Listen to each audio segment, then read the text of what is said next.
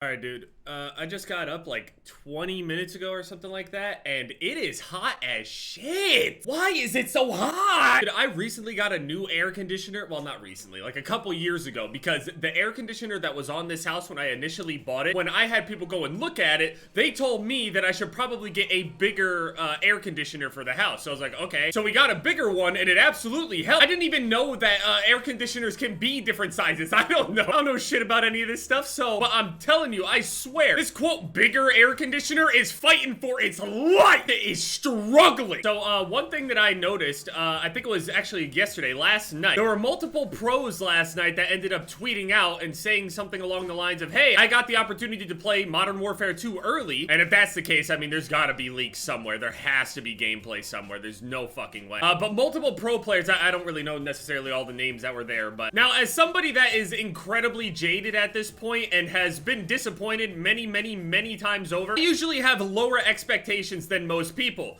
The difference is that my expectations will be low, but I will most likely still play. And people keep asking me why. It's the only thing I'm good at. I'm not good at anything else. Now, does that bother me? Absolutely.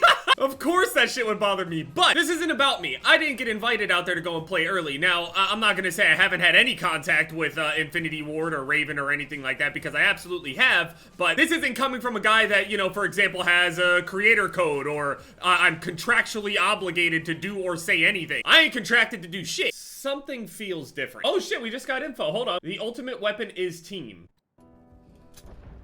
This music is probably copywritten, but their tweet says, Call of Duty, the ultimate weapon is team. Hashtag Modern Warfare 2 worldwide reveal, June 8th, 10 a.m. Pacific. Okay, so we got confirmation for that. Fucking awesome. The ultimate weapon is team. Modern Warfare 2 worldwide reveal, June 8th. Okay, well, they got like a teaser trailer thing to happen. Well, that's cool. I did not expect that to come out right then and there, so okay, that's crazy. So they confirmed a worldwide reveal date, which will be June 8th. And then also the Quarry ends up coming out on June 10th. Maybe I can play it a little bit earlier, you know, a day or two early, or at least, you know, upload it a day or two earlier or whatever. Hopefully was able to do the same thing with like the Dark Pictures games and stuff like that. So hopefully that can happen as well. If not, I mean, it's whatever. I mean, it's right there, just a couple days. I'm excited to upload anything else that isn't Call of Duty, so it's all good, at least for now, you know, because there's gonna be a lot of Call of Duty later. Some pros got invited out to play early, and they ended up tweeting out, I guess, I don't know how long ago they were able to actually play, maybe a week or two ago, maybe even more than that. So the interesting thing is, it's still like, what, like 5 months out. This is very early for playtesting. Like,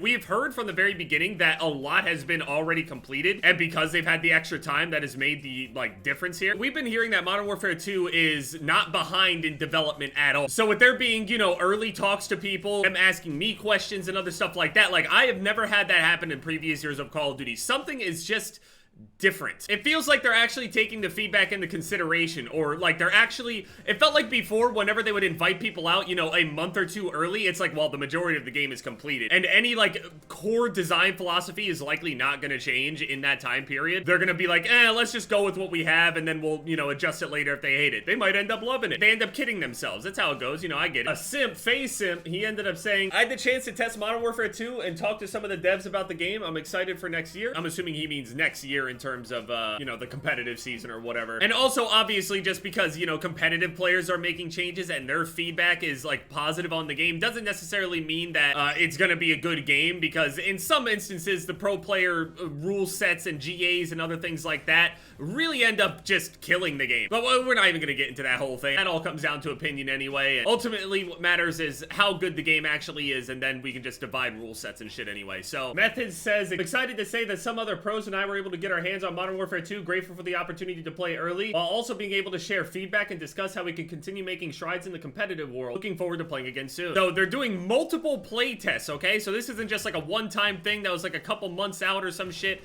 This is months and months in advance, talking about specific things. Now, whether they listen to it or not is still up for debate, but again, just something is different this year, and we kind of feel like we hear that every year, right? I mean, even Censor has this meme thing where every single year, year over year, he says that this is going to be the next greatest Call of Duty, and then it's just not. Now, given there will always be people that thinks, you know, the next newest Call of Duty is going to be the worst Call of Duty, always. Every single year, people's, you know, morale low, their trust is down, but surely enough, they usually all end up coming back to some degree. Whether that's in its multiplayer state, the free Warzone state, all that shit, they'll just make it really easily accessible and just kind of be like a thing where, you know, if all my friends are gonna play it, So will I. Another tweet says, now that we're allowed to talk about it, I got the chance to test Modern Warfare 2 and talk to some of the devs. All I'm gonna say is, we're in for a good year. Another one says, finally get to say that I got my grubby little paws on Modern Warfare 2. It was fun and productive experience getting to play and give feedback on a game series I spent the majority of my life playing. A surreal experience. Can't wait to play more in the future. Just because pro players are saying it's good doesn't mean that I'm saying it's going to be good. What I'm trying to point out here is the timeline. I feel like for this period of time, it's kind of, this feels like an actual realistic thing, whereas before it felt like, oh yeah, people got invited out, maybe something they did or tried out, maybe something that ended up getting changed, maybe some of their feedback was listened to, but since they actually have more time,